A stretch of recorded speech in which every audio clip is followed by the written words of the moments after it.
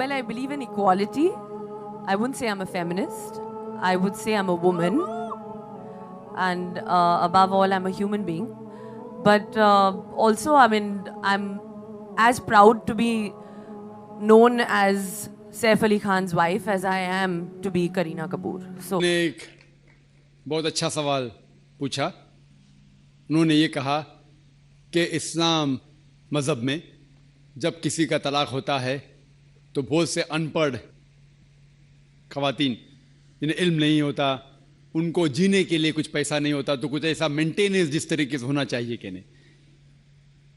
جو اس کے مین وجہ ہے جو آج کے معاشرے میں یہ ہو رہا ہے وہ ہے کہ اسلام کا کم علم ہونے کی وجہ سے یہ چیز ہو رہی ہے.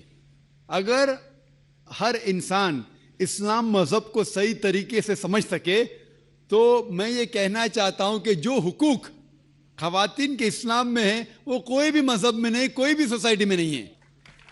پہلا چیز یہ کہ ہم دیکھتے ہیں کہ ہمارے ہندوستان کے کلچر میں عام طور پہ کسی کی شادی ہوتی ہے جب، تو اکثر عورت مرد کو دہیج دیتی ہے، اسے کہتے ہیں ڈاوری دیتی ہے عام طور پہ.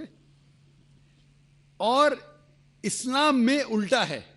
اسلام میں اللہ تعالیٰ فرماتے ہیں سورہ نساء میں سورہ نمبر 4 آیت نمبر 4 میں کہ جب بھی آپ شادی کرو تو اپنی ہونے والے بیوی کو ایک گفٹ دو، تحفہ دو. ہم جسے کہتے ہیں مہر نکاح ہونے کے لیے فرض ہے. ہمارے اس دیش میں عام طور پہ الٹا ہوتا ہے کہ وہ عورت ہونے والے مرد کو دہیج دیتی ہے، اور مارکیٹ کے اوپر ڈیپینڈ ہوتا ہے. اگر وہ ڈاکٹر ہے تو وہ مانگے گا 1 کروڑ روپیہ یا 10 لاکھ، ڈیپینڈ کون سے علاقے سے آتا ہے. انجینئر ہے تو 5 لاکھ، گریجویٹ ہے تو 1 لاکھ، جیسے بھیڑ بکریوں کا بکتے ہیں. اور افسوس کی بات ہے کئی مسلمان بھی اس کو عمل کرتے ہیں، بالکل غلط ہے. اسلام میں دہیج لینا عورت سے زبردستی بالکل حرام ہے. الٹا ہونے والے شوہر کو مہر دینا چاہیے اور اپنے برابر کا مہر دینا چاہیے. لیکن افسوس کی بات ہے کہ دہیج لینا چھوڑیے، اگر ہنٹ بھی دینا، دہیج کو ہنٹ دینا کہ میرا بیٹا مرسڈیز کار میں گھومنا چاہتا ہے، ہنٹ دے رہے کہ اس کو دہیج میں مرسڈیز کار چاہیے.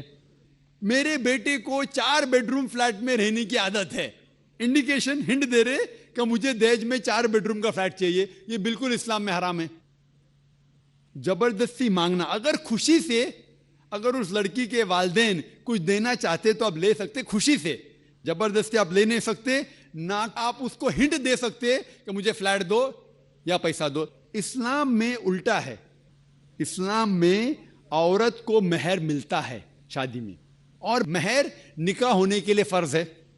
اور مہر یہ خود عورت بھی طے کر سکتی کہ میں تم سے شادی کروں گی جب تک آپ مجھے 1 لاکھ روپیہ نہیں دیں گے. وہ الگ بات ہے کہ وہ غریب شوہر ہے، غریب آدمی بولے گا میں 1 لاکھ نہیں ہے، آپ کوئی دوسرے مرد کو ڈھونڈو، میں دوسری لڑکی کو ڈھونڈوں گا، یہ بھی جائز ہے. تو وہ لڑکی دوسرے شوہر کو ڈھونڈیں گی، ٹھیک ہے نا. لیکن وہ کہہ سکتی مجھے 1 لاکھ چاہیے، 5 لاکھ چاہیے، 10 لاکھ چاہیے، کچھ بھی کہہ سکتی ہے. اگر شوہر کے پاس قوت ہے وہ دیں گا، نہیں قوت ہے تو نہیں دیں گا. اسی لیے عرب ممالک میں لڑکی لوگ اتنا ڈیمانڈ کرتے ہیں کہ ان کو عرب خواتین سے شادی کرنا مشکل پڑ جاتا ہے، کیونکہ وہ جانتے ہیں اپنے حقوق کو. سورہ نساء کی سورہ نمبر 4 آیت نمبر 20 کے آیت میں لکھا ہے کہ آپ انہیں سونے کا پہاڑ بھی دے سکتے ہیں مہر میں، اور آپ اسے ایک آیت بھی سکھا سکتے ہیں، وہ بھی مہر ہے. اگر آپ کے پاس پیسہ نہیں ہے اور وہ آدمی کہتا ہے کہ میرے پاس پیسہ نہیں، میں آپ کو قرآن شریف کی آیت پڑھ کے سناؤں گا، وہ بھی مہر ہو گیا. تو مہر کی کوئی حد نہیں ہے، نہ نیچی حد ہے نہ اوپر حد ہے. اپنے اپنے سٹیٹس کے اکارڈنگ وہ مہر طے کر سکتے. اور یہ مہر کی کئی وجہ ہے. ایک وجہ ہے کہ مثال کے طور پہ اس لڑکی کے والدین نے اس کی پرورش کی، اسے گریجویٹ بنایا، تعلیم کے اوپر خرچہ کیا، تو مہر ملنے کے بعد اس عورت کی وہ اپنی جائیداد ہو جاتی ہے. وہ چاہے اپنے والدین کو دے، چاہے خود رکھے، یا اس کو کوئی بزنس میں لگا دے، کوئی تجارت میں لگا دے، اس کا حق ہے. تو مہر اس کی خود کی جائیداد ہے، وہ کچھ بھی کر سکتی ہے. اور مہر کا کوئی فکسڈ اماؤنٹ نہیں ہے، چھوٹا بھی ہو سکتا ہے، بڑا بھی ہو سکتا ہے. اور اس کے علاوہ یہ مہر اگر خدا نہ کرے، اللہ نہ کرے، اگر طلاق ہوتا ہے، ڈیورس ہوتا ہے، تو یہ مہر اس کے کام آ سکتا ہے. لیکن لوگ کو غلط فہمی کہ مہر صرف طلاق کے لیے، ایسا نہیں بات ہے. وہ مہر لے کے خود کو بزنس میں لگا سکتی ہے، اپنے والدین کو دے سکتی ہے. اور جہاں تک کہ اس کا خود کا سوال ہے، اسلام کے اندر جتنے فائنینشیل ایسپیکٹس ہے خرچہ اس کا، شادی کے پہلے ذمہ داری ہے اس کے والد کی اور اس کے بھائی کی، شادی کے بعد ذمہ داری اس کے شوہر کی اور اس کے بیٹے کی. All financial aspect, lodging, boarding, clothing, کھانا پینا، کپڑا، سب اس کو کمانے کی ضرورت نہیں. یہ حق ہے مرد کو دینے کا. تو financially she is more strong, she is very strong financially. جہاں تک کہ مالی حالات میں اسلام میں عورت کا درجہ بہت اونچا ہے. جہاں تک کہ بہن نے سوال پوچھا کہ طلاق ہونے کے ٹائم پہ اسے مینٹیننس کیوں نہیں ملتا، بہت اہم سوال ہے. پہلے ہم یہ جان لے کہ جب اللہ سبحانہ و تعالیٰ خواتین کو اتنے حقوق دیے، حقوق دینے کے باوجود اللہ سبحانہ و تعالیٰ عدل کرتے ہیں، جسٹ ہے. کیونکہ جب بھی طلاق ہوتا ہے گھاٹے میں جاتا ہے مرد اسلام میں زیادہ. کیونکہ جب طلاق ہوتا ہے اسے اگر وہ مہر نہیں دیا ہوگا دینا فرض ہو جاتا ہے.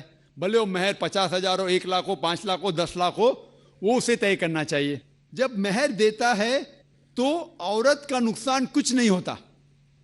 اور طلاق ہونے کے بعد آدمی بھی شادی کر سکتا ہے، عورت بھی شادی کر سکتی. جب طلاق ہو جاتا ہے اسے مہر تو مل جاتا ہے، جب نئی شادی کرتی ہے نیا مہر ملتا ہے. آپ سوچئے آدمی جب نیا شادی کرتا ہے اس کو نیا مہر دینے پڑتا ہے تو آدمی نقصان میں ہے. اگر آپ یہ کہیں گے کہ طلاق ہونے کے بعد آدمی مینٹیننس بھی عورت کو دے تو ہم کہیں گے یہ اللہ سبحانہ و تعالیٰ حق کے نہیں ہے. نعوذ باللہ، ایسا کر ہی نہیں سکتے. نہیں تو مجھے لیکچر دینے پڑیں گا آدمی کے حقوق اسلام میں. میں اکثر تقریر کرتا ہوں عورتوں کے حقوق. لیکن جو لوگ اسلام کی بنیادی بات کو نہیں سمجھتے انہیں یہ غلط فہمی ہے کہ عورت کا نقصان ہو رہا ہے. عورت کا نقصان نہیں ہو رہا ہے. اور عورت کو کچھ بھی اگر چیز کی ضرورت ہے، جیسے میں نے کہا آدمی کا حق بنتا ہے کہ اسے دے. شادی کے پہلے اس کے والد اور اس کے بھائی، شادی کے بعد اس کے شوہر اور اس کے بیٹے. اور اگر یہ نہیں بھی دے تو معاشرے کا فرض ہے کہ عورت کو سنبھالے. معاشرہ نہیں کر سکتا ہے. اگر اسلامک حکومت ہے، حکومت کا فرض ہے کہ عورت کو سنبھالے، اس کی پرورش کرے. یہ اسلام میں. لیکن اگر آپ اس کے بعد کہیں گے طلاق ہونے کے بعد آدمی اسے ہر مہینہ اور 1,000 روپیہ دے، 5,000 روپیہ دے، تو یہ آدمی پہ ظلم ہوئے گا. لیکن جو مہر طے ہوتا ہے شادی کے پہلے نکاح میں، کیا مجھے چاہیے 5 لاکھ روپیہ، اسے وہ سنبھال سکتی ہے. اسے کوئی تجارت میں لگائے اور اس کی آمدنی لے سکتی ہے. اگر کوئی شک ہے کہ ہو سکتا ہے میرا طلاق، کبھی بھی شادی ہوتی تو طلاق کا گمان تو رہتا نہیں دماغ میں کہ طلاق ہونے والا ہے، ہو سکتا ہے. لیکن اس کے لیے اسلام نے اسے الحمدللہ کئی چیزیں سے حفاظت کی ہے. تو مہر جو ہے اسے کئی فائدے ہیں. اور اس کے باوجود حدیث ہے محمد صلی اللہ علیہ وسلم کی کہ اگر کوئی آدمی اپنی بیٹی جس کا طلاق ہوتا ہے اس کی حفاظت کرتے تو بہت ثواب ملتا ہے. تو اسلام میں جو طلاق شدہ عورت ہے اس کے لیے الحمدللہ کئی طریقے ہیں جس سے اس کی حفاظت کی جاتی ہے. جو آپ جو کہہ رہے ہیں وہ یہاں کے معاشرے کے بارے میں کہہ رہے ہیں، تو میں کہتا ہوں کہ یہاں کے خواتین کو اپنے حقوق خود پتہ نہیں. ان کی غلطی ہے، اسلام کی نہیں. ہمارے خواتین اور ہمارے مرد خود نہیں جانتے، طلاق کیسا دینا جانتے نہیں. غلطی کس کی؟ اسلام کی. اسلام کی نہیں، اسلام کے فالو کرنے کی، مسلمان کی. اگر آپ اسلام کو جاننا چاہتے ہیں تو مسلمان کو مت دیکھیے.